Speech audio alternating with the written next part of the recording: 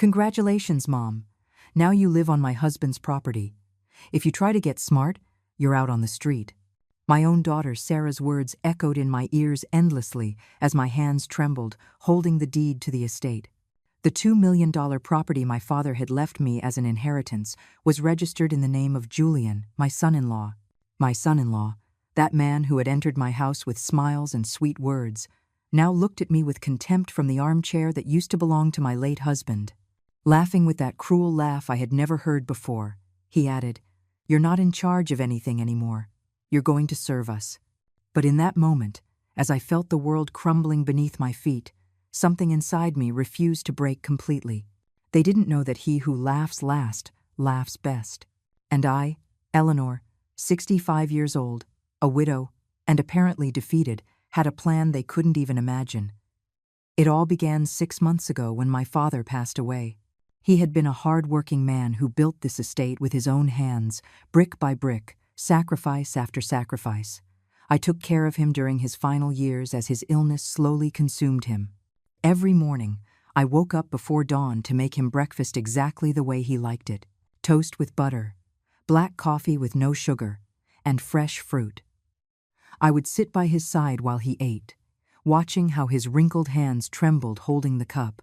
Dad used to tell me, "Eleanor, this land is yours. Take care of it like I did. Don't ever let anyone take it from you." I would nod, my eyes filled with tears, promising him I would. I never imagined that promise would become the hardest battle of my life. After his funeral, everything seemed to move too fast. The lawyers, the papers, the endless signatures. I was submerged in grief, barely able to think clearly. Sarah, my only daughter, was by my side during those days, or so I thought. She hugged me, told me everything would be okay, that she would help me with all the procedures. Julian, her husband, also acted supportive. He offered to take me to the government offices, help me organize the documents, and handle the paperwork I didn't understand well. I trusted them.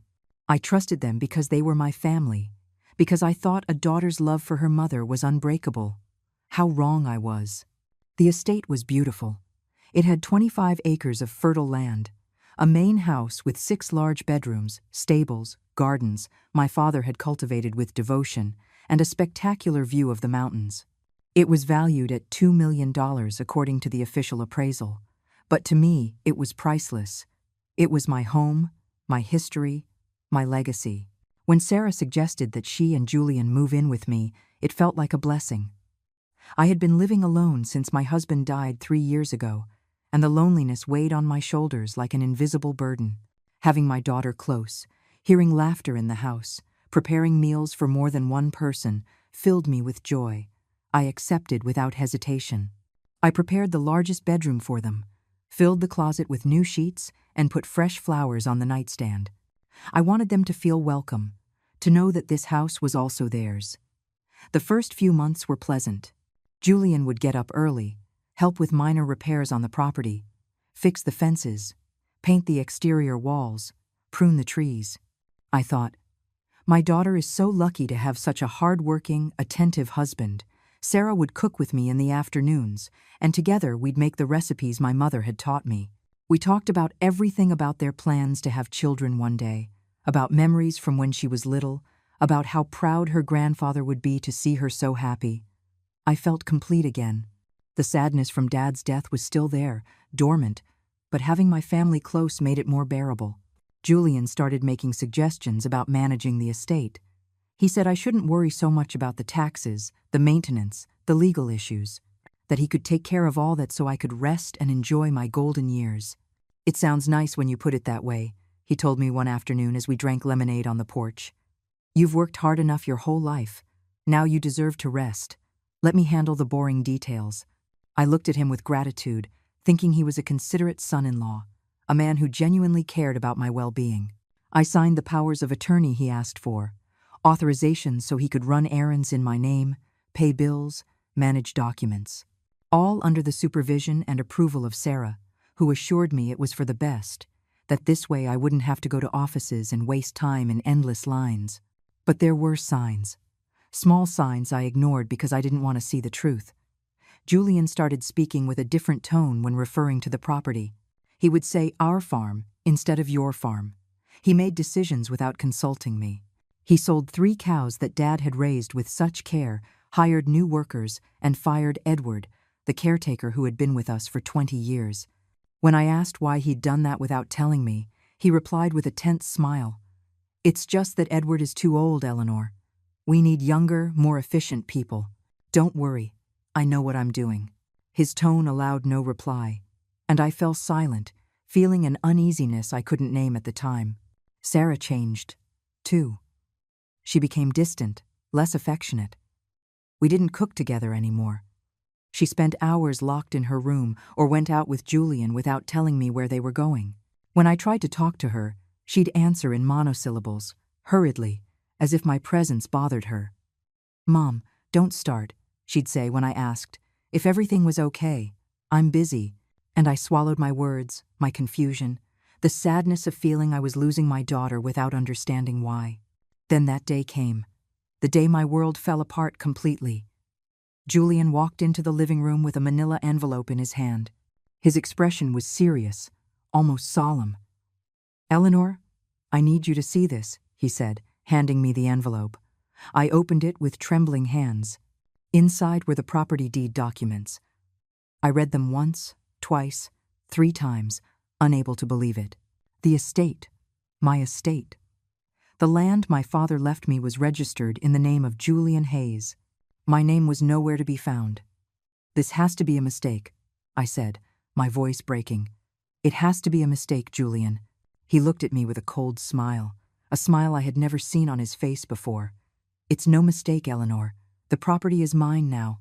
You signed everything necessary months ago. Remember the powers of attorney, the authorizations? Well, I made sure everything was legally put under my name." I felt the floor disappear from under me. My heart was beating so hard I could hear it in my ears. "This can't be real," I whispered, looking at the documents over and over, searching for any sign that this was a nightmare I would soon wake up from. But it wasn't a dream. The official seals, the signatures, the stamps, it was all authentic. "Julian, how could you do this?" I stammered, feeling tears start to roll down my cheeks. He shrugged indifferently, as if we were talking about the weather. "It was easy, Eleanor. Very easy. You trusted me. You signed everything I put in front of you without reading, without asking. A naive old woman, that's what you are." His words hit me like slaps. Naive old woman. I repeated those words in my mind, feeling them stab into my chest like sharp knives. "Sarah," I shouted, calling my daughter desperately. "Sarah, please come here." She appeared in the doorway, arms crossed and a cold expression on her face.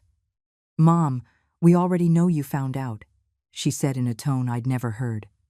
"So save the drama." I looked at her, unable to believe what I was hearing. "You knew?" I asked, my voice trembling. "You knew what he was doing?" She nodded with a mocking smile. "Of course I knew, Mom. It was my idea from the beginning. You think Julian married me for love? Please. He married me to get to you and this property. And I agreed because I'm tired of living on scraps, waiting for you to die so I can inherit something. So we decided to speed things up." My daughter's words destroyed me more than anything else. I felt as if my heart had been ripped from my chest. "Sarah, how can you say that?" I murmured. "I gave you everything. I always loved you. I took care of you." She let out a bitter laugh. "Gave me everything? Mom, you gave me a mediocre life on this forgotten farm. While my friends were traveling through Europe, I was stuck here feeding chickens. While they had designer clothes, I wore old dresses you sewed yourself. You were always cheap, always saving every penny. Saving it for what? To die and leave me the leftovers. Well, no more. Now Julian and I are in control, and you're going to do exactly what we tell you." Julian stepped toward me with slow, calculated steps. He bent down until his face was level with mine and said in an icy voice, "Listen closely, Eleanor. From now on, things are going to change. This is my property, my house. You live here out of my generosity, and if you want to keep a roof over your head, you'll follow my rules. You will cook. You will clean. You will wash our clothes. You will serve us, like the maid you now are. And if you try to get smart, if you try to go to the police or get help, I swear I'll throw you out on the street with nothing. Let's see how long you last out there at your age, with no money, no family, no one will believe you, no one will help you. The papers are in order, everything is legal, so get used to your new life. I stood there, paralyzed, unable to speak. I looked at Sarah, searching for any trace of the sweet girl I had raised, of the daughter who hugged me when she had nightmares, of the young woman who told me how much she loved me. But that person was gone. In her place was a woman who looked at me with coldness, with resentment, with a contempt that chilled my blood. Julian stepped back and pointed toward the kitchen. Now, go make dinner. We want roast chicken with potatoes, and have it ready in 1 hour. Move. My legs were trembling so much I could barely stand, but I obeyed. I walked to the kitchen, feeling their eyes fixed on my back, feeling my dignity crumble with every step. That night, while I cooked, tears fell onto the cutting board, mixing with the vegetables I was chopping. My hands moved on autopilot, peeling potatoes, seasoning the chicken, turning on the oven. But my mind was somewhere else, remembering the sacrifices I had made for Sarah. I remembered the sleepless nights when she was a baby, crying with a fever. The times I skipped meals so she could have enough. The extra jobs I took cleaning other people's houses, sewing clothes, washing floors, to pay for her school, her books, her uniforms. All of that, for what? For her to look at me now as if I were garbage. I served dinner on the dining room table. Julian and Sarah sat like royalty while I stood by waiting for orders. The food is cold, Julian said after one bite. Take it back and heat it up properly. And bring me a beer. I obeyed without a word. I took his plate, went back to the kitchen, heated it in the oven, and served him his beer. When I returned, Sarah looked at me, annoyed. Mom, you look like a statue standing there. Go to the kitchen and eat in there. We don't want to look at you while we eat. I retreated, feeling something inside me break definitively. The following days were hell. Julian woke me up at 5 in the morning, pounding on my bedroom door. Get up, lazybones, he'd shout. There's a lot to do. I would get up, my body aching, my joints stiff, my bones tired. At 65 years old, every movement was an effort, but I had no choice. I cleaned the whole house, mopped the floors, dusted the furniture, washed the bathrooms. Then I'd prepare their breakfast. Scrambled eggs, toast, fresh squeezed orange juice, coffee. They ate without even looking at me, without a thank you, without a gesture of acknowledgement. I ate the leftovers in the kitchen, standing by the sink. Sarah had become even crueler than Julian. She gave me orders constantly. Wash my clothes, iron my dresses, clean my room, organize my closet. And I want it spotless, Mom, because if I find a single mistake, you'll do it all over again. Sometimes I tried to talk to her, to remind her of the good times we had shared. Sarah, my daughter, please. I'd say with a pleading voice, we can talk, we can fix this. She cut me off immediately. We have nothing to talk about. You're not my mother anymore. You're my maid. So shut up and do your job. One afternoon, while I was washing clothes on the patio, I heard Julian on the phone. He was on the porch, smoking a cigarette, and didn't realize I could hear him. Yeah, it all went perfectly, he said with a satisfied tone. The old woman fell for it like a fool. Now the property is mine, and I can do whatever I want with it. I'm thinking of selling off a few acres. I have an interested buyer offering $300,000. Imagine that. Easy money. And the best part is, it's completely legal. He paused, listening to the person on the other end. Then he laughed. No, she won't do anything. I've got her threatened. She knows if she opens her mouth, I'll throw her out. Besides, who's going to believe her? She's an old woman with no education, no resources. No one will pay her any mind. I felt rage begin to boil inside me. Rage against Julian, against Sarah, against myself for being so blind, so trusting. But along with the rage, I felt something else. Determination. I wasn't going to stand by and watch them destroy my father's legacy. I wasn't going to let them treat me like trash. I had to find a way to get back what was mine. But I had to be smart. If I acted impulsively, if I showed open resistance, Julian would follow through on his threat. I needed a plan. I needed help, and I knew exactly who to turn to. That night, after Julian and Sarah went to sleep, I lay awake in my small room. I had been relegated to the utility room, a tiny space with a narrow bed, an old nightstand, and a small window that barely let in any light. I thought of Gregory, my father's lawyer. He had been at the funeral, had given me his condolences, and had told me that if I ever needed legal help, I shouldn't hesitate to find him. At the time, I didn't think I'd need him. Now, he was my only hope. The problem was how to contact Gregory without Julian and Sarah finding out. They controlled everything. They had taken my cell phone away the second day after the revelation. "You don't need to talk to anyone," Julian had said, snatching it from my hands. I couldn't leave the estate without permission. The keys to the main gate were always with Julian. I felt like a prisoner in my own home, the land where I was born, where I grew up, where I thought I would spend my final years in peace. But I wasn't going to give up. I couldn't give up. During the day, I feigned submission. I completed every task they assigned me without protest, without raising my eyes. I cooked, cleaned, washed, ironed. I bit my tongue when Julian insulted me, when Sarah treated me with disdain. I swallowed my pride, my pain, my humiliation. But at night, when they slept, I thought. I planned. I watched every detail of their routines. Julian left every Tuesday and Thursday afternoon, saying he had business meetings. On Wednesdays, Sarah went to the salon in town. She spent hours there, getting her nails done, her hair, facial treatments. She was spending money that I had saved with such sacrifice, and now she squandered it without a second thought. One morning, while cleaning the office Julian had set up in what used to be my father's study, I found something. Among the messy papers on the desk, there was an opened envelope. I looked toward the door, making sure no one was coming. With trembling hands, I took the envelope and read its contents. It was a letter from a bank confirming the opening of a $500,000 line of credit using the estate as collateral. $500,000. Julian was putting my property into debt. If he didn't pay that debt, the bank could foreclose and take everything. Panic washed over me, but I quickly controlled it. I pulled out my old cell phone, which I had hidden under my mattress. I'd retrieved it one night, while they were fast asleep, and took pictures of all the documents I could find. The bank letter, contracts, invoices, anything that looked important. That afternoon, Sarah announced she was going into town. "I need to buy new clothes," she said, looking at herself in the living room mirror. "I don't like this beige dress anymore. I want something more elegant, more expensive." Julian gave her a credit card. "Buy whatever you want, my love," he said, kissing her forehead.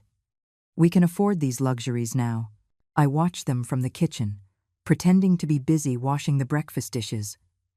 Sarah left in the car that used to be mine, a car my husband had given me years ago. Now she used it as if it had always been hers. As soon as Sarah left, Julian called me. "Eleanor, come here." I went to the living room, where he was lying on the sofa, watching television with a beer in his hand. "I'm leaving in an hour," he said without looking at me. "I want you to make enchiladas for dinner, and I want them ready when I get back. No excuses." I nodded silently. He got up, went to his room, and I heard the sound of the shower. This was my opportunity. I had an hour, maybe a little more. I ran to my room, grabbed the phone, and looked up Gregory's number. I had saved it months ago in my old address book. I dialed with trembling fingers. The phone rang once, twice, 3 times. "Please, pick up," I whispered. "Please."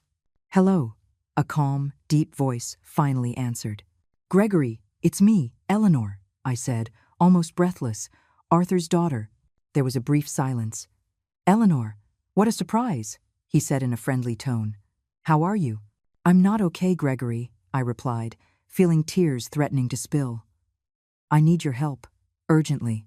Something in my voice must have alerted him, because his tone changed immediately. "What happened? Tell me." I explained everything as quickly as I could. I told him about Julian, about the forged documents, about how the property was now registered in his name, about the threats, about how they were holding me practically prisoner. Gregory listened in silence, only interrupting occasionally to ask a specific question. When I finished, he sighed deeply. "Eleanor, this is very serious," he said. "This is fraud, misappropriation, possibly forgery of documents. I need to see every paper you can get. I need evidence." I told him I had taken pictures of some documents. "Perfect," he said. "Text them to me, right now. And listen to me, Eleanor. Don't show them you suspect anything. Keep acting as you have been submissive, obedient. It's important they don't know you're seeking help. In the meantime, I'm going to investigate. I'll check the public records. I'll see what we can do legally. But I need time. Can you hold on a little longer?" I assured him I could, that I would do whatever it took. "Thank you, Gregory," I said, my voice breaking. "Thank you for believing me." "I always believed in you, Eleanor," he replied. "Your father was my best friend, and I know you are an honorable woman. We are going to fix this, I promise you." I hung up just in time. I heard Julian's footsteps coming down the stairs. I quickly hid the phone under my mattress and left the room, trying to control my rapid breathing and my heart, which was pounding like a drum. Julian walked past me without a word, took the keys to his truck, and left. I heard the engine start, the sound of the tires on the gravel path. Only then did I allow myself to exhale. I had taken the first step. Now I just needed to keep going, carefully, intelligently. The following days were the hardest. I had to act as if nothing had changed. Serve breakfast, lunch, and dinner. Clean every corner of the house. Endure the insults, the humiliations, the dismissive looks. But now, there was something different inside me. I had hope. I knew Gregory was working on my case, that I wasn't completely alone. That gave me the strength to go on. Julian started having visitors, men in suits who arrived in luxury cars. They would lock themselves in the office for hours, arguing in low voices. I served them coffee, remained silent, trying to overhear fragments of conversation. One afternoon I heard something that chilled my blood. "We're talking $1,200,000 for the whole property," one of the men said. "It's a fair offer considering the current market." Julian replied, "I need to think about it. It's a big decision." He wanted to sell the entire estate. He wanted to get rid of my father's entire legacy, my memories, my history, and pocket the money. I couldn't sleep that night. I tossed and turned, distressed, wondering if Gregory could do something in time. The next day, I seized a moment when Sarah went for a walk in the gardens to call him again. Gregory answered immediately. "Eleanor, I'm glad you called. I have news." My heart sped up. "What did you find?" I asked. "I've been reviewing everything," he said in a serious tone, "and there are indeed serious irregularities in the documents. The signatures on some of the powers of attorney don't perfectly match your registered signature. Furthermore, I found that Julian has a record. This isn't the first time he's done something like this. 5 years ago, he was involved in a similar case in another state. He married a widow, took her property, and disappeared. The case never went to trial because the woman dropped the charges out of fear. But it's all documented. I felt a mix of relief and horror. Relief because there was evidence that could help me. Horror because I realized Julian was a professional criminal, a predator who preyed on vulnerable women, and my own daughter was his accomplice. "What can we do?" I asked. Gregory paused. "We are going to file a formal complaint for fraud," he said. "We'll request an asset freeze on the property to prevent him from selling it. And we'll ask for a full investigation into how these transfers were made. But Eleanor, I need more proof. I need recordings of Julian admitting what he did. I need anything that shows he threatened you, that he coerced you. Can you do that?" I said yes, that I would find a way. Getting those recordings was risky, but I had no choice. I used my old phone, keeping it in my apron pocket, activating the recorder whenever Julian or Sarah spoke to me. I recorded their insults, their threats, their conversations where they openly discussed selling the property. One night, Julian was particularly drunk. He'd been drinking whiskey all afternoon. He called me into the living room. "Get over here, you useless old woman," he yelled. I approached, the recorder active, hidden in my pocket.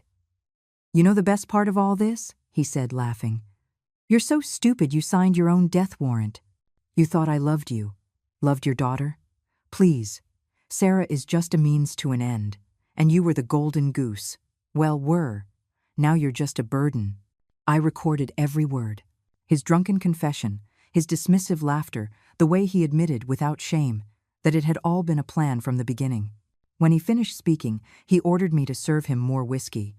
I obeyed with trembling hands, bringing him the bottle and a clean glass. He didn't even look at me. He just snatched the bottle and continued drinking while watching television. I returned to the kitchen, my heart pounding so hard I feared he could hear it. I checked the recording.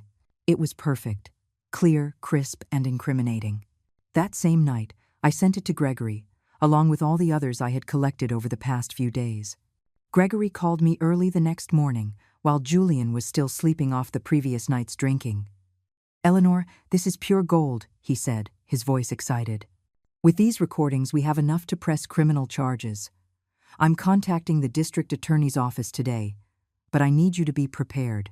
When we file the complaint, things will move fast. There will likely be an arrest warrant. Julian will know it was you who turned him in. Do you have a safe place to stay?" I told him I had no one else. My only family was Sarah, and she had betrayed me. Gregory thought for a moment. "Okay," he said. "I'll make arrangements. I have a cabin outside of town. No one uses it. You can stay there while this all gets sorted out. But first, I need you to get out of that house without raising suspicion. Can you do it?" I spent the whole day thinking about how to escape. Julian and Sarah watched me constantly. I couldn't just grab my things and leave. I needed an excuse, an opportunity. That opportunity came 2 days later.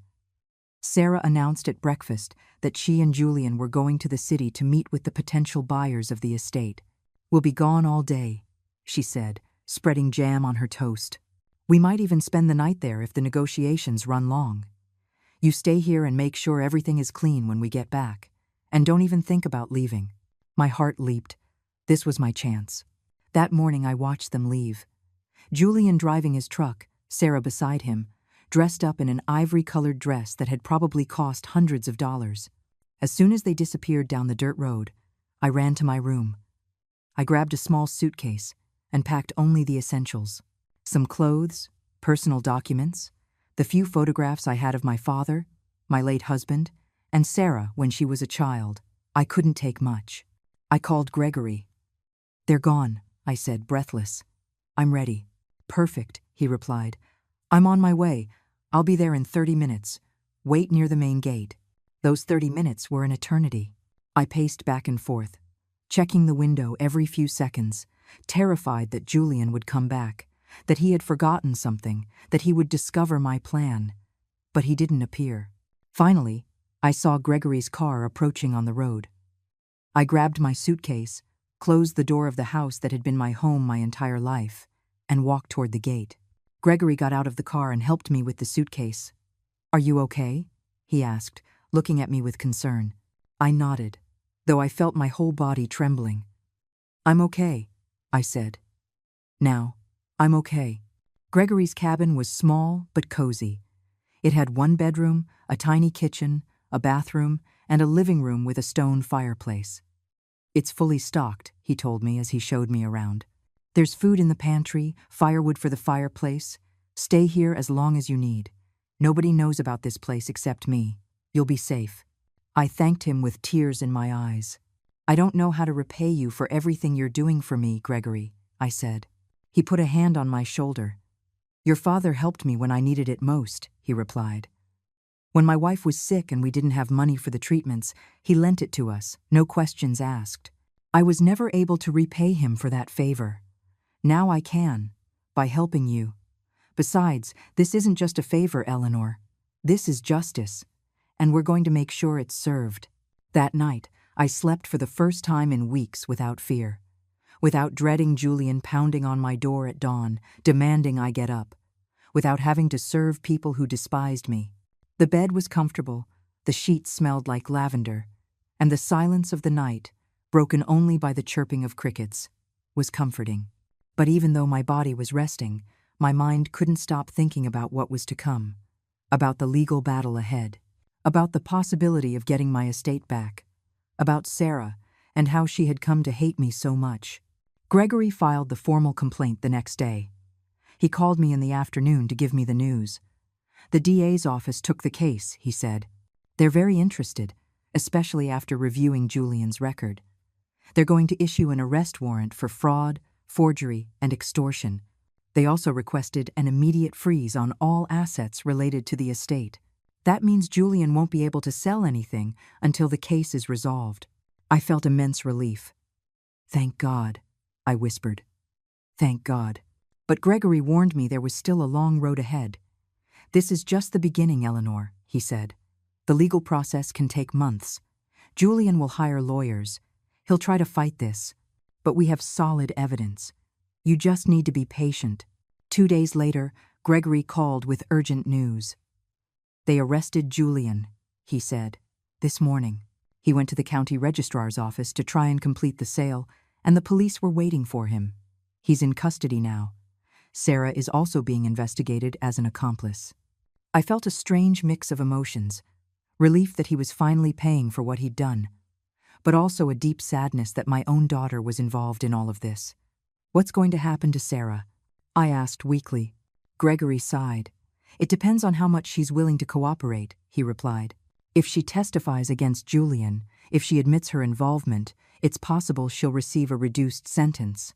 But that's up to her. Weeks passed. I stayed in the cabin, reading, cooking, walking in the nearby woods, trying to keep my mind busy. Gregory visited me regularly, bringing supplies, updates on the case, and words of encouragement. He told me Julian had hired an expensive lawyer who was trying to argue that all the documents were legitimate, that I had signed voluntarily. But those recordings you got destroy that defense, Gregory said with a smile. They have no way of explaining his own confessions. One afternoon, Gregory arrived with unexpected news. Sarah wants to see you, he said. She's in jail, awaiting her preliminary hearing.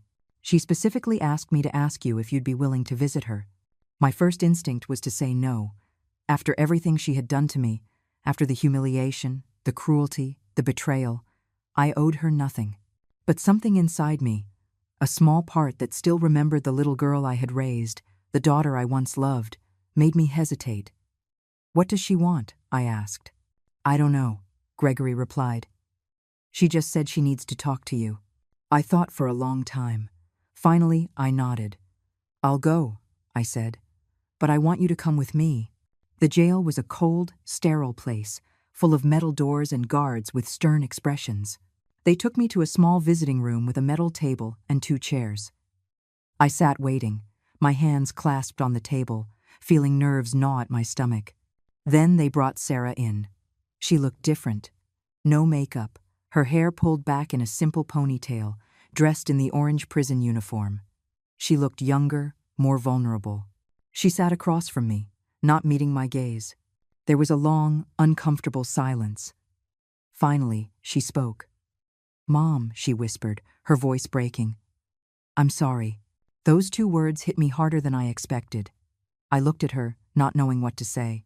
I'm so sorry, she continued, tears beginning to roll down her cheeks. I know I have no right to ask for your forgiveness. I know what I did is unforgivable. But I needed to tell you. I needed you to know that I regret everything. I took a deep breath, trying to control the emotions threatening to overwhelm me. Why, Sarah? I finally asked. Why did you do this to me? She wiped her tears with the back of her hand. Because I was stupid, she replied. Because I let Julian fill my head with lies. He convinced me that you were selfish, that you were denying us the life we deserved. He made me believe we were justified in taking what was rightfully ours. But I see the truth now, Mom. Julian never loved me. He just used me to get to you and to the estate. And I was so blind, so greedy, that I didn't see it until it was too late. I listened to her words, feeling each one stab into my heart like glass splinters. Part of me wanted to believe her, wanted to think she truly regretted it. But another part, the part that had suffered weeks of humiliation and abuse, remained cautious, mistrustful. How can I believe you, Sarah? I asked. After everything that happened, how do I know this isn't just another manipulation? She looked up, and I saw something in her eyes I hadn't seen in months. genuine pain, real remorse. "You don't have to believe me," she said, her voice trembling. "I understand if you never forgive me, but I had to try. I had to tell you that the person who treated you like that wasn't me. Or maybe it was me, but the worst version of myself. The version that let greed and ambition destroy the only thing that really mattered." I was silent for a long moment, watching her. I saw traces of the girl who used to run through the fields of the estate, who asked me to tell her stories before bed, who hugged me when she was afraid of thunderstorms. But I also saw the woman who had called me her maid, who had allowed her husband to treat me like garbage, who had conspired to steal everything from me. "What do you want from me, Sarah?" I asked finally. She swallowed hard. "My lawyer says that if I testify against Julian, if I tell them everything I know about his plans, my charges could be reduced," she replied. "But I don't want to do it just for that. I want to do it because it's the right thing to do. I want to help you get back what's yours, Mom. I want to try, even just a little, to mend the damage I caused." I looked at Gregory, who had remained silent by the door. He nodded slightly, letting me know that Sarah's testimony would be valuable to the case. I took a deep breath. "If you really want to help," I said firmly, "then tell the whole truth. Don't hide anything, and understand that this doesn't erase what you did. It doesn't mean everything goes back to the way it was." Sarah nodded quickly. "I know, Mom. I know. I just want the chance to show you that I can change, that I can be better." The visit ended shortly after. When I left the jail, I felt emotionally exhausted. Gregory drove me back to the cabin in silence, respecting my need to process everything that had happened. The following days were filled with intense preparation. Gregory worked tirelessly, gathering more evidence, organizing documents, preparing the legal strategy. Sarah kept her word and began cooperating with the authorities. She revealed details I hadn't known. She told me how Julian had planned everything before he even met her, how he had researched her, discovered she was the only daughter of a widow with property, how he had deliberately approached her, faking a chance encounter in a coffee shop. Everything had been meticulously calculated. She also revealed that Julian had massive gambling debts. He owed over $200,000 to dangerous people. He needed money fast, and the estate was his ticket out. He planned to sell the property, pocket the money, pay his debts, and disappear, leaving Sarah behind. She had never been part of his future, just a disposable tool. When Sarah discovered this, she finally opened her eyes to the reality of the man she had married. The preliminary hearing took place a month after my escape from the estate. I had to testify. It was one of the hardest experiences of my life.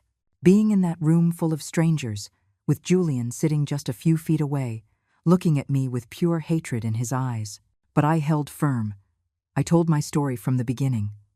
My father's death, the trust I placed in Julian, the papers he made me sign without my fully understanding what they meant, the threats, the humiliation, the forced labor.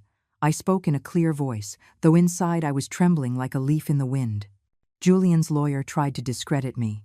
He suggested I was senile, that I didn't remember things correctly, that I had signed the documents voluntarily and was now regretting it. But then Gregory presented the recordings. The courtroom filled with Julian's voice, admitting to the fraud, laughing at my naivete, bragging about how he had tricked me. The judge's face hardened with every word. When the playback finished, Julian's lawyer had no arguments left. The evidence was irrefutable. Sarah testified, too. She spoke about how Julian had manipulated her, how he had promised her a life of luxury if she helped with his plan. She admitted her involvement without trying to minimize her guilt. She said she had acted out of greed, out of resentment for a life she considered mediocre. She cried while she spoke, but she didn't ask for pity. She just told the truth. I saw Julian glaring at her with contempt from his seat. To him, she was now a traitor. But to me, she was starting to become something different. I hadn't forgiven her yet. Maybe I never would completely. But I could see she was trying to do the right thing, even if it was far too late. The judge listened to all the testimony, reviewed all the evidence, and at the end of the hearing, made his decision. Based on the evidence presented, he declared in a solemn voice, "I find sufficient cause to proceed with criminal charges against Mr. Julian Hayes for fraud, misappropriation, forgery, and extortion, The defendant will remain in custody without bail due to flight risk. Furthermore, he ordered an immediate and total freeze on all assets related to the disputed property until the corresponding civil case was resolved. I felt an enormous weight lift from my shoulders. It was only the first step, but it was a crucial one. After the hearing, Gregory explained what came next. "Now comes the civil trial," he said, "to officially recover the property. But with all the evidence we have, and with Sarah's testimony, it's almost certain we'll win. Julian has already lost. It's just a matter of time." I asked him how long it would take. He shrugged. "Maybe 3 or 4 months," he replied. "The legal system isn't fast, but we'll get to the end eventually." I could wait 3 or 4 months. I had waited 65 years for peace. A few more months meant nothing. During that time, I stayed in the cabin. Gregory visited me regularly, bringing news on the case's progress. Julian tried several desperate tactics. His lawyer filed motions trying to suppress the recordings, arguing they had been obtained without consent. But the judge rejected them all. "In cases of fraud and extortion," the judge explained, "victims have a right to document the threats and confessions of their aggressors. The recordings are admissible." One afternoon, I received an unexpected call. It was Sarah. Her trial had been held separately, and thanks to her cooperation, she had received a sentence of 2 years probation plus community service. She wasn't going to prison. "Mom," she said when I answered the phone, "they just gave me my sentence. I'm getting out." I felt mixed emotions. Relief that she wouldn't spend years in jail. Uncertainty about what this meant for our relationship. "I'd like to see you," she continued, "if you want to see me. I don't expect you to forgive me. I just want to start rebuilding what I destroyed." I told her I needed time to think. She understood. "I know, Mom," she replied. "Take all the time you need. I just wanted you to know that I'm truly sorry, and I'm going to spend the rest of my life trying to prove it." The civil trial finally arrived, 4 months after the preliminary hearing. It was shorter than I expected. Gregory presented mountains of evidence. The forged documents, the recordings, Sarah's testimony, Julian's criminal record. Julian's lawyer could barely mount a defense. He argued technicalities, minor details, but nothing substantial. The judge listened to both sides for 2 days. Then he took a week to deliberate. When we returned to hear the verdict, I felt like my heart was going to beat out of my chest. The judge entered. We all stood. He sat, reviewed his notes, and began to speak. After careful review of all the evidence presented, he said, "I have reached the conclusion that Mr. Julian Hayes obtained the property from Miss Eleanor through fraud, coercion, and forgery of documents. The powers of attorney he used were obtained under false pretenses, and the property transfers based on those powers are therefore null and void." He paused and looked directly at me. "Therefore, I order that the property known as Ridgeview Farm be immediately and fully returned to its rightful owner, Miss Eleanor. Furthermore, Mr. Hayes shall pay damages in the amount of $100,000 for the emotional distress caused, as well as all legal costs of this process." Tears began to roll down my cheeks before I could stop them. I had done it. I had gotten my estate back, my home, my father's legacy. Gregory squeezed my shoulder, a huge smile on his face. "We did it, Eleanor," he whispered. "We did it." I looked over at Julian. His face was red with rage. He tried to get up from his seat as if to protest, but the guards restrained him. "This isn't over," he yelled as they dragged him from the courtroom. "You'll regret this, you stupid old woman." But his words didn't affect me anymore. He had no more power over me. I left the courthouse feeling lighter than I had in months. The sun was shining brightly that day, and the fresh air filled my lungs with a sense of renewal. Gregory walked beside me, smiling proudly. "I know your father would be happy," he said, looking at me warmly. "You fought for what was yours, and you won." I thanked him again for everything he had done for me. "I'd be lost without you, Gregory," I said sincerely. "I don't know how to repay you." He shook his head. "Seeing justice served is payment enough," he replied. "Besides, now comes the best part. Getting your home back." The legal paperwork to physically reclaim the property took another 2 weeks. During that time, Julian was transferred to prison to serve his 8-year sentence for fraud and forgery. I learned that his creditors, The men he owed gambling money to were also looking for him. His life was completely destroyed. Part of me felt sorry for him, but it was a very small part. He had chosen his path, and now he was paying the consequences. The day I finally returned to the estate was bittersweet. Gregory accompanied me. When the car stopped in front of the main gate, I sat for a few moments, just looking at the house. It looked the same as always, but everything was different. This was no longer the house where I had lived as a prisoner. It was my home again. I got out of the car slowly and walked to the entrance.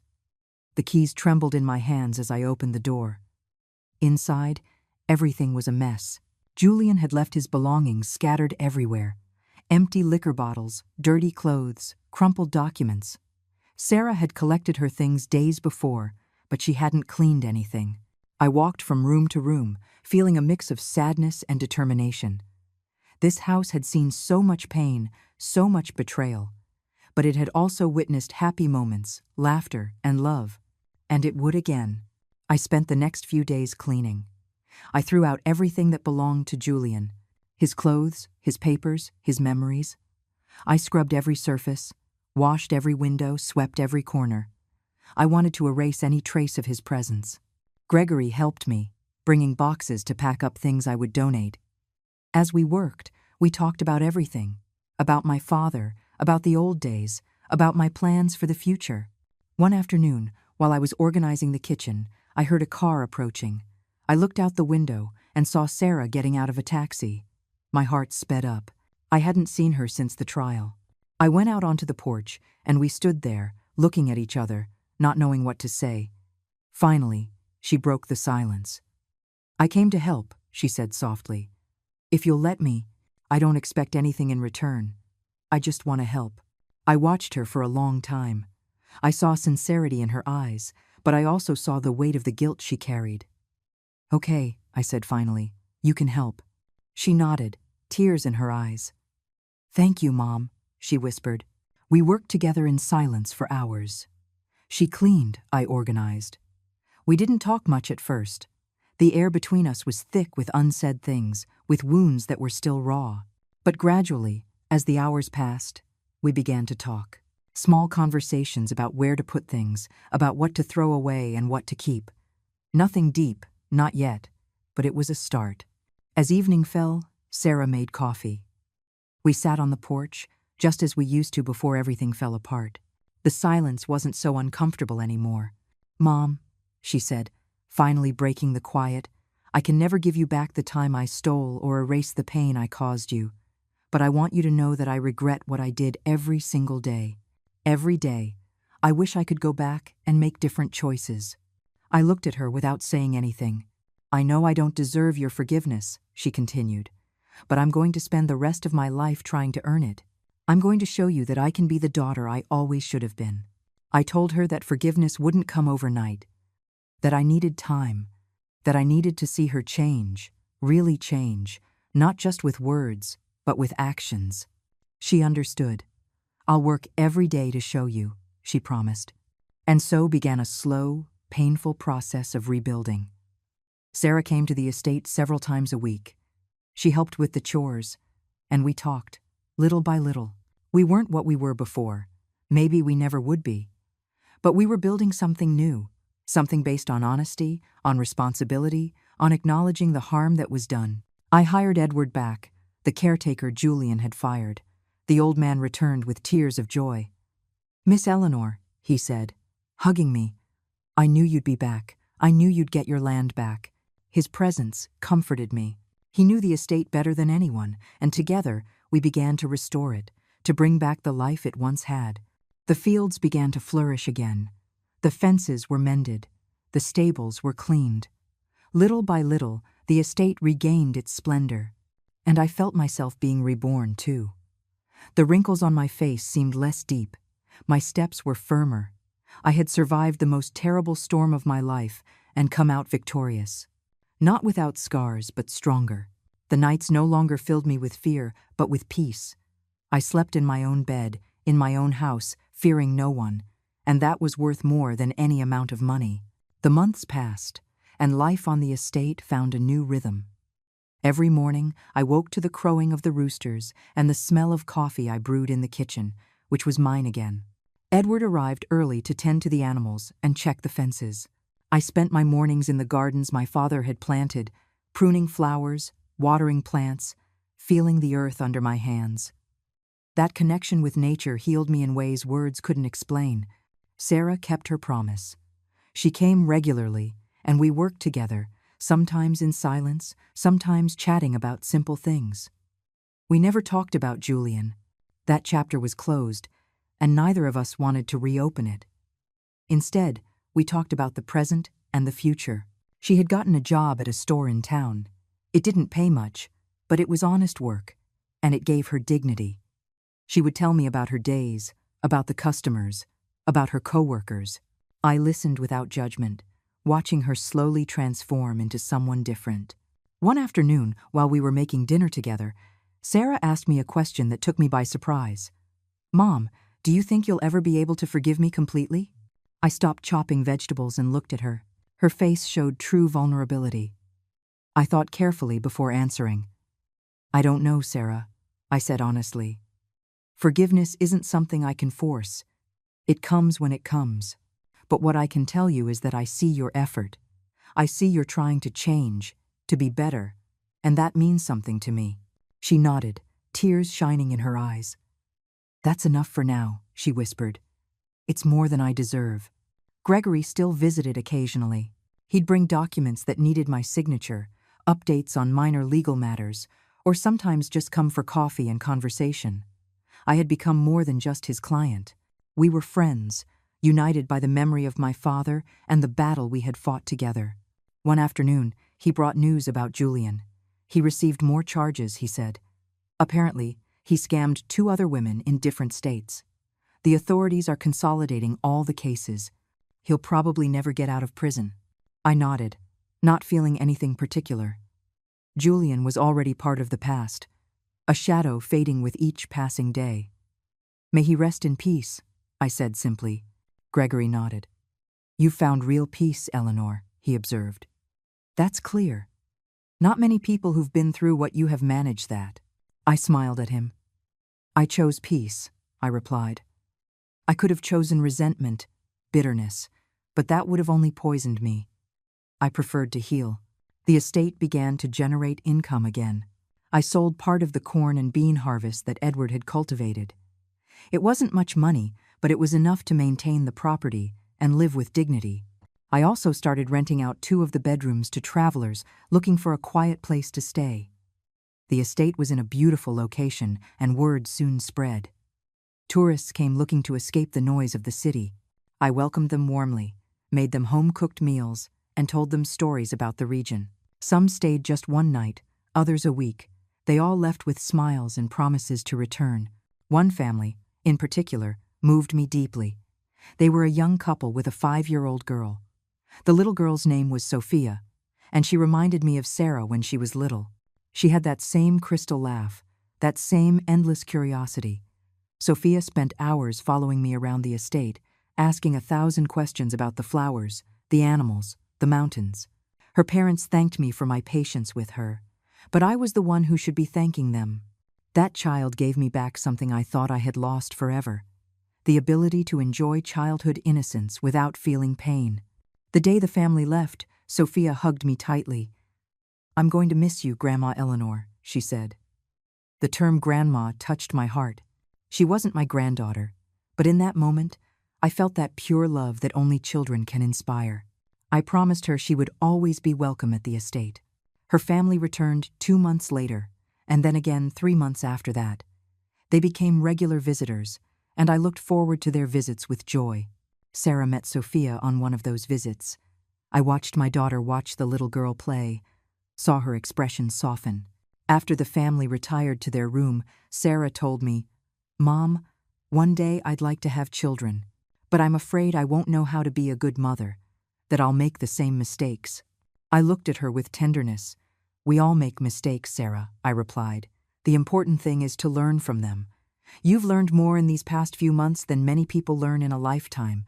When the time comes, you'll be a good mother, because you know the value of what can be lost." the seasons changed.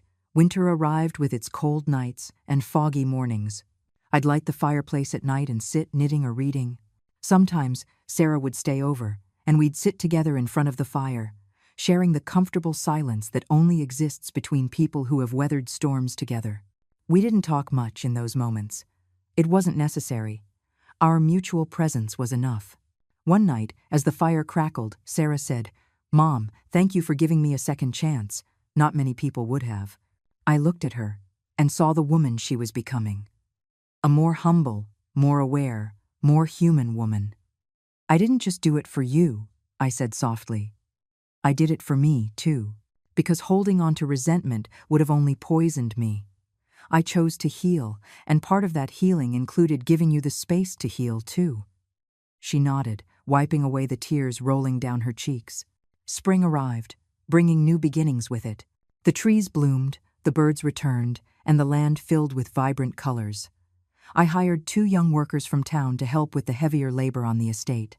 They were orphaned brothers who needed work. I gave them a job, a home, and food.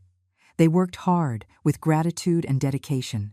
Seeing the estate become a place full of life, honest work, and good people filled me with deep satisfaction. I turned 66 in the spring. Sarah organized a small celebration. She invited Gregory, Edward, and the 2 brothers who worked with me. She made my favorite meal: green enchiladas, rice, and beans. There was a simple cake with candles. When I blew out the candles, I closed my eyes and made a wish. I didn't wish for riches or youth. I wished for continued peace, for the health to keep enjoying my land, and for the strength to one day forgive completely. Life continued its calm course on the estate. Guests kept coming, leaving good reviews online, recommending the place to their friends. I soon had to set up a reservation system because there were more requests than I could handle. Sarah helped me manage the bookings, change the sheets, and prepare breakfast for the visitors. We worked well together, each knowing the other's movements, finding a rhythm that worked for us. One morning, a certified letter arrived. It was from a law firm I didn't recognize. I opened it with trembling hands, fearing it was something related to Julian, some last-ditch effort to cause me trouble. But it wasn't that. The letter informed me that Julian had officially and irrevocably renounced any claim to the property. Furthermore, the court had ordered him to pay me the $100,000 in compensation that the judge had ruled. The money was already deposited in an account in my name. I read the letter 3 times, unable to believe it. $100,000. It was a fortune to me. I called Gregory immediately. "Is this real?" I asked. "Or is it some kind of mistake?" He laughed. "It's completely real, Eleanor," he replied. "Julian didn't have that money, but the state seized and sold other properties he had fraudulently acquired in other cases. Part of those funds was allocated to compensate his victims. You are one of them." I hung up the phone and sat in silence, processing the information. That money could change a lot of things. I could make major repairs to the estate, invest in the hospitality business, hire more help. The possibilities were endless. But before making any big decisions, I did something I had been putting off. I went to the cemetery where my father and my husband were buried. I hadn't visited their graves in months. I knelt in front of my father's headstone and cleared away the dry leaves that had gathered. "Dad," I whispered, "I finally got the estate back. The land you built with so much effort is safe, and I'm going to take care of it, just like you asked me to. I promise." I felt a deep peace wash over me, as if his spirit were there, listening, approving. I decided to use part of the money to create something meaningful. I spoke to Sarah about my idea, and she supported it completely. I wanted to establish a small scholarship program for young people from town who wanted to study but didn't have the resources. My father always valued education, even though he himself hadn't had the chance to study much. This would be a way to honor his memory, to ensure his legacy was more than just land and buildings. I contacted the local school and proposed the program. The principal, a kind woman named Mrs. Angela, was thrilled with the idea. "We can identify students with good academic performance who need financial support," she said enthusiastically. "This would change lives, Miss Eleanor." We established an initial fund of $20,000, enough to support 4 students for a year. The scholarship ceremony was held at the school. The 4 selected young people came up to the stage with their families. I saw tears of gratitude in the eyes of their parents, mothers who worked cleaning houses, fathers who labored in the fields. I understood their sacrifices perfectly because I had lived that same life. One of the recipients, a young man named Raphael, approached me after the ceremony. "Thank you, Miss Eleanor," he said, his voice emotional. "This means I can go to college to study engineering. I always dreamed of it, but I thought it was impossible. You made my dream possible." His words filled me with a joy I hadn't felt in a long time. This was more valuable than any amount of money. Knowing I was making a real difference in the lives of these young people gave me a renewed purpose. Sarah was at the ceremony. I saw her discreetly wipe away her tears. Afterward, she told me, "Mom, that's beautiful. I wish I had appreciated the opportunities I had instead of wasting them, feeling sorry for myself." I put my hand on hers. "It's never too late to change course," I replied. "Look at what you're doing now. You're working an honest job. You're rebuilding your life. That's valuable too." With the rest of the money, I made the necessary repairs to the estate. I fixed the roof that leaked during the rainy season. I painted the exterior walls. We renovated the guest bathrooms, installing new showers and fresh tiles. Edward supervised the work, making sure everything was done correctly. The estate looked better than ever. The guests noticed, and the reservations increased. One afternoon, I received an unexpected call. It was Sophia's family, the little girl who had stolen my heart months ago. "Miss Eleanor," her mother said, "we have a somewhat unusual request. We're celebrating Sophia's birthday, and she insists she wants to have it at your estate. She says you're like her grandmother, and she can't imagine her party anywhere else." I felt my heart melt. "Of course," I said, my voice full of emotion. "It would be an honor." We planned the party for the following month. Sarah helped me with the preparations. We decorated the garden with colorful streamers, hung piñatas, and prepared food for all the guests. On the day of the party, more than 20 children arrived with their families. The place was filled with laughter, shouting, joy, and music. Sophia ran to me as soon as she arrived, hugging me tightly. "Thank you, Grandma Eleanor," she squealed. "This is the best party in the world." Watching all those children playing in the gardens, where I had played decades ago, filled me with sweet nostalgia. The estate was once again what it always should have been, a place of life, of joy, of family. Sarah played with the children, chasing them between the trees, laughing freely. It had been so long since I'd seen her laugh like that. I watched her, thinking that maybe we were finally healing, both of us. At the end of the party, when everyone had left and it was just Sarah and me cleaning up, we sat exhausted on the porch. "That was a beautiful day," she said. I nodded. "It was," I replied. There was a comfortable silence. Then Sarah spoke again. "Mom, I think I finally understand what I lost when I conspired against you. I didn't just almost lose this property. I almost lost this." She gestured around, the simple moments, the peace, the ability to enjoy genuine things. I was so obsessed with having more that I didn't value what I already had. I looked at her and saw absolute sincerity in her face. "We all learn at our own pace," I said softly. "The important thing is that you learned." A full year had passed since I got my estate back. A year of healing, of rebuilding, of learning to live again without fear. Spring had returned, bringing new flowers, and with them, the feeling that I had finally come full circle. I sat on the porch one early morning, watching the sun light up the distant mountains. I had a hot cup of coffee in my hands, and the sound of birds filled the air. This was my place. It always had been, and it always would be. Sarah had continued her transformation. She now lived in a small apartment in town, which she rented with her own salary. She insisted on paying her own way, on not depending on me financially. That filled me with pride. She still visited me regularly, but it was different now. She came because she wanted to, not because she had to. Our relationship had become something new. We weren't exactly what we were before, but we were something more solid, more honest. We had learned that true love sometimes needs to break completely to be rebuilt on a stronger foundation. One afternoon, she confessed that she had started going to therapy. I need to understand why I made the decisions I made, she said, looking at me with vulnerability. Why I let ambition destroy what was most important. My therapist is helping me work through that. I told her I thought that was very brave.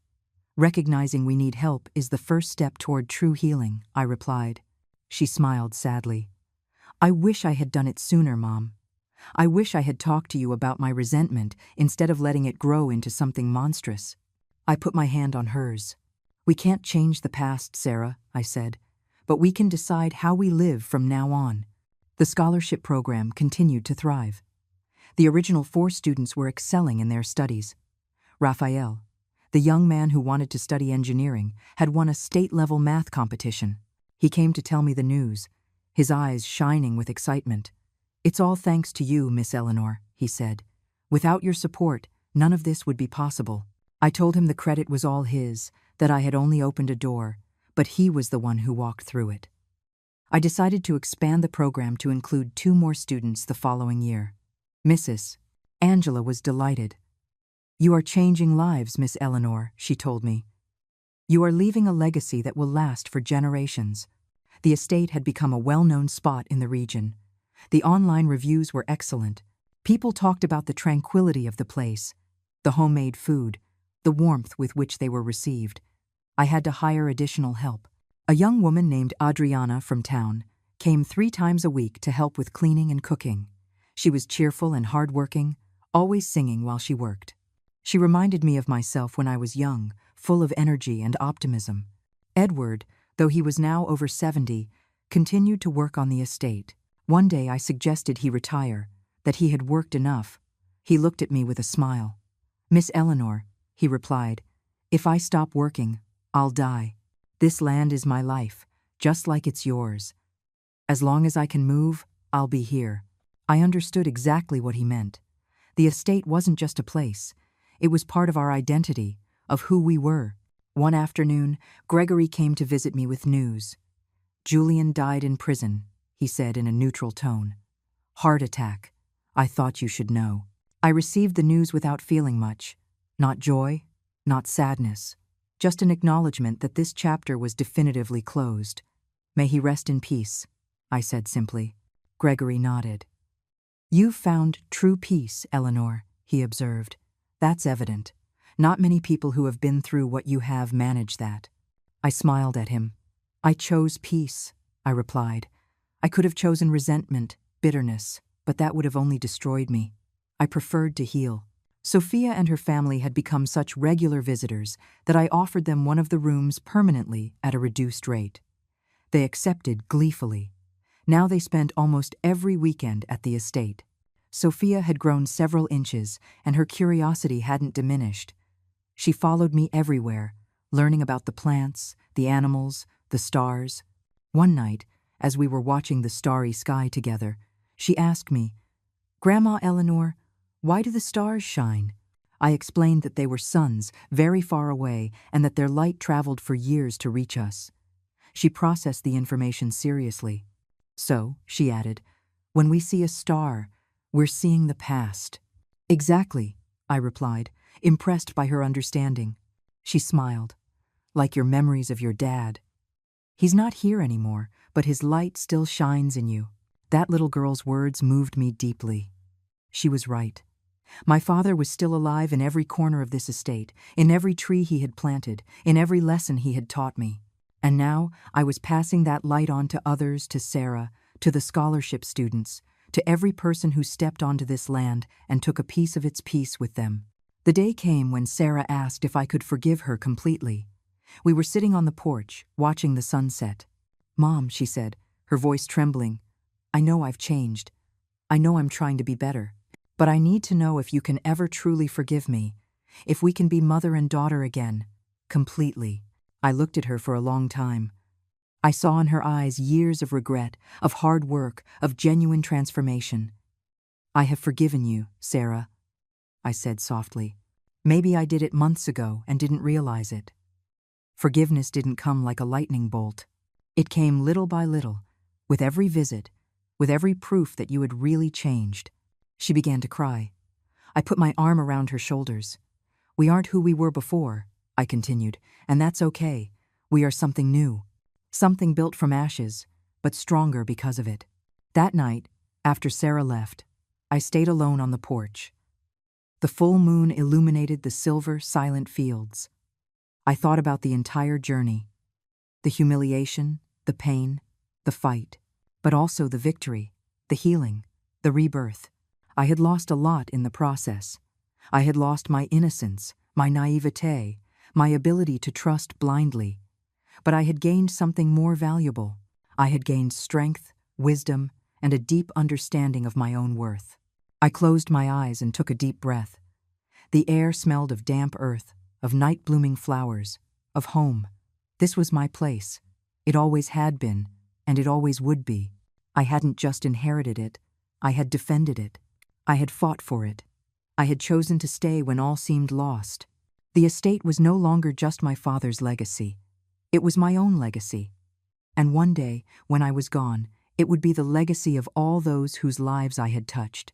I opened my eyes and looked at the stars. They shone brightly, reminding me that even in the deepest darkness, there is always light. I smiled. I had passed through my own darkness, and I had found my light, and that light would continue to shine long after I was gone. That thought filled me with a peace that no material wealth could ever buy. I stood up and went inside the house. Tomorrow would be another day, full of possibilities, and I would be ready for it.